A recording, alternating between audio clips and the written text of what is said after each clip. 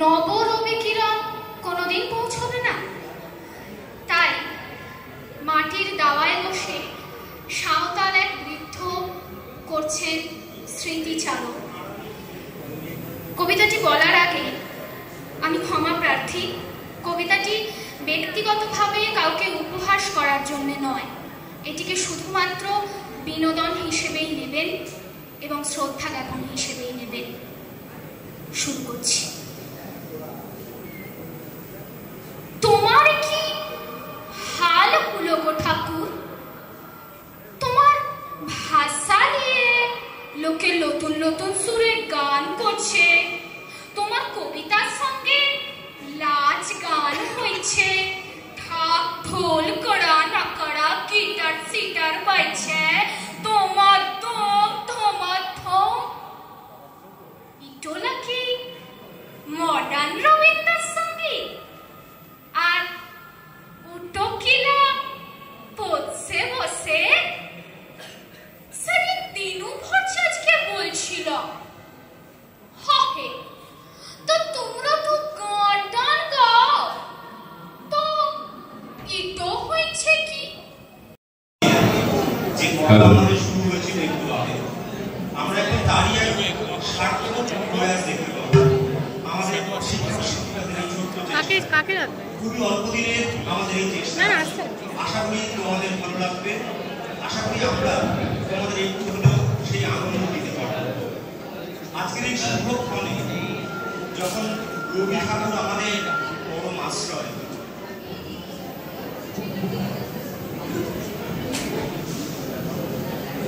যে কথা বলছিলাম, যখন রবি ঠাকুর আমাদের পরম আশ্রয়, যখন অন্ধকার ঘরে একলা বসে থাকলেও রবি ঠাকুরকেই আমাদের সব থেকে কাছের মনে হয়, যখন এই গ্রীষ্মের দাবদাহে আমরা ঘুরে যাই তখন রবি ঠাকুরকেই আশ্রয় করি। আবার ঠিক একইভাবে এই ঠান্ডা ঘরেও যখন সবাই মিলে কোনো অসীমের মাঝে কাউকে খুঁজে পেতে চাই তখন রবি ঠাকুরই হয় আমাদের আশ্রয়। আমাদের আজকের এই ছোট্ট প্রয়াস, যেখানে আনন্দ ধারায় আমরা নিজেদেরকে নিয়ে যেতে চলেছি, আমাদের এই প্রয়াস তোমাদেরকে একটু হলেও আনন্দ দিক, আমরা সেই ধারায় ভেসে যাই, আর রবি ঠাকুরকে স্মরণ করেই আমাদের এই কবি প্রণাম সার্থক হোক। আমাদের নিবেদন শুরু হচ্ছে। হ্যালো।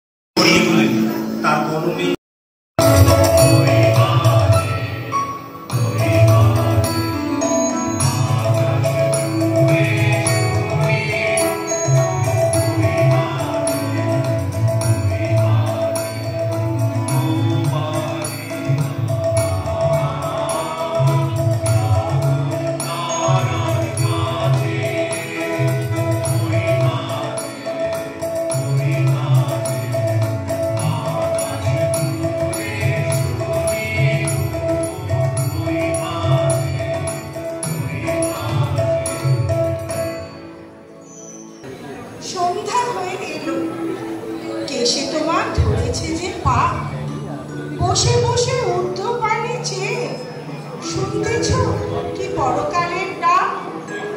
ওরি কহে সন্ধ্যা হলো বটে, শুনছি বসে লয়ে শ্রান্ত দেবু। ওপারে ওই বন্দি হতে যদি আজও হঠাৎ ডাকে আমায় কেহ, যদি কোথায় বহু কোনো ছায়ে মিলন ঘটে তরুণ তরুণীতে, দুটি আঁখির পরে দুইটি আঁখি মিলিতে চায় দুরন্ত সঙ্গীত, বিনার তারে তুলবে প্রতিধ্বনি। আমি যদি ভবের কূলে বসে পরকালে ভালো মন্দই গুনি। কেশে আমার পাত ধরেছে বটে, তাহার পানে নজর এত কেন? পাড়ায় যত ছেলে এবং বুড়ো সবার আমি এক বয়সী যেন। অষ্টির কোণে কোণে কারো অশ্রু মুছে পড়ে যায়, কারো অশ্রু শুকায় পড়ে। কেউ বা থাকে ঘরের কোণে দোনে জগৎ মাঝে, কেউ বা হাঁকার রথ, কেউ বা মনে একলা ঘরের শোকে জনারণ্যে, কেউ বা হারায় পথ। সবাই করে করেন ডাকাডাকি, কখন শুনি পরকালের ডাক? সবার আমি সমান বয়সী যে, চুলে আমার যতই ধরুক পাপ।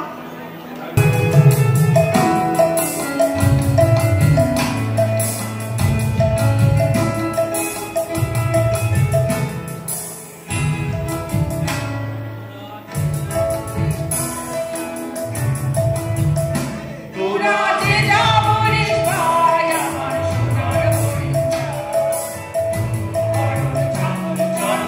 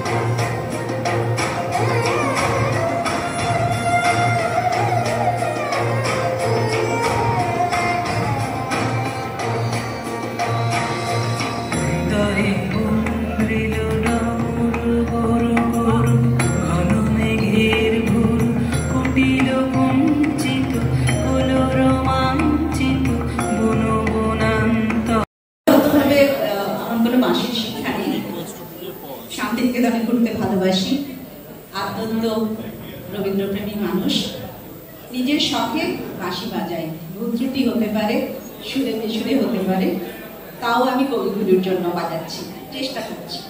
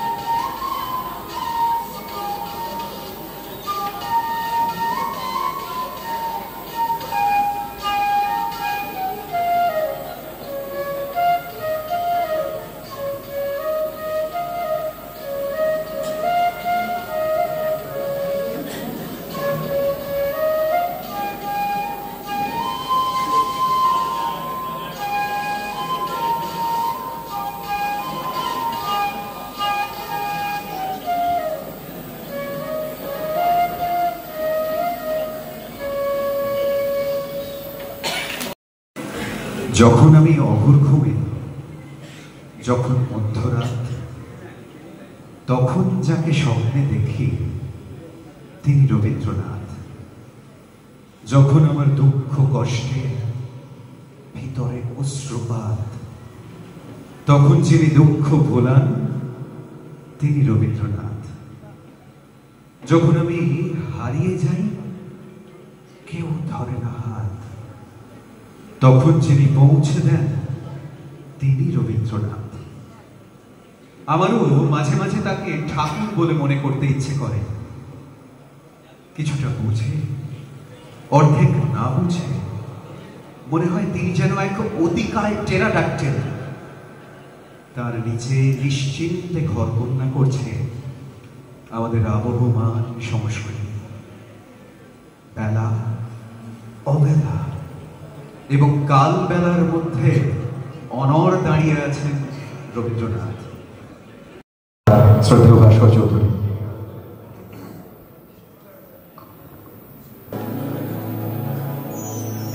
হ্যালো, অমিত যেটা বলল, রবীন্দ্রনাথের অত্যন্ত প্রিয় দুই ঋতু বর্ষা এবং বসন্ত। এই দুই ঋতুকে নানাভাবে রবীন্দ্র অনুভবে গানে, কবিতায়, নাটকে, নৃত্যনাট্যে আমরা ফুটে উঠতে দেখি। এমনই দুটি খুব চেনা। আমি তখন ছিলাম মগন গহন ঘুমের ঘোরে, যখন বৃষ্টি নামলো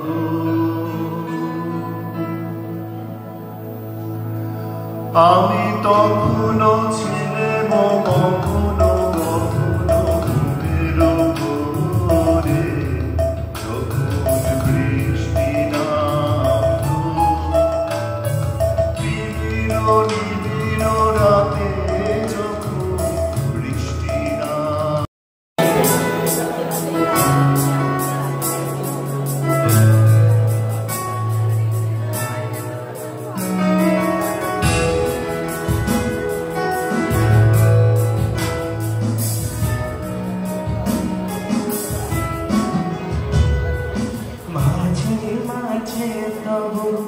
দেখা পাই চিরদিন কেন পাই না, মাঝে মাঝে তব দেখা পাই চিরদিন কেন পাই না, কেন মেঘ আসে হৃদয় আকাশে, কেন মেঘ আসে হৃদয় আকাশে, তোমার দেখিতে দেয় না, ও মেঘে তোমারে দেখিতে দেয় না, মোহ মেঘে তোমারে অন্ধ করে রাখে, তোমারে দেখিতে দেয় না, মাঝে মাঝে তব দেখা পাই চিরদিন কেন পাই না।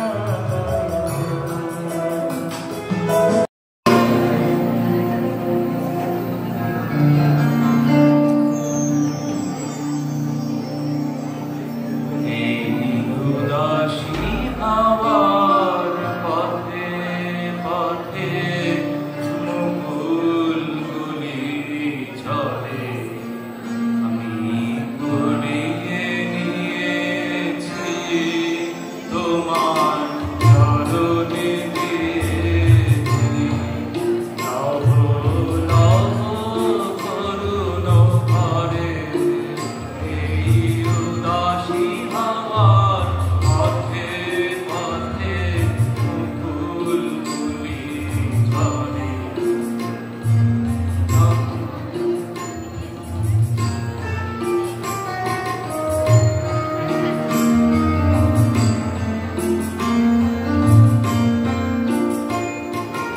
যখন যাব চলে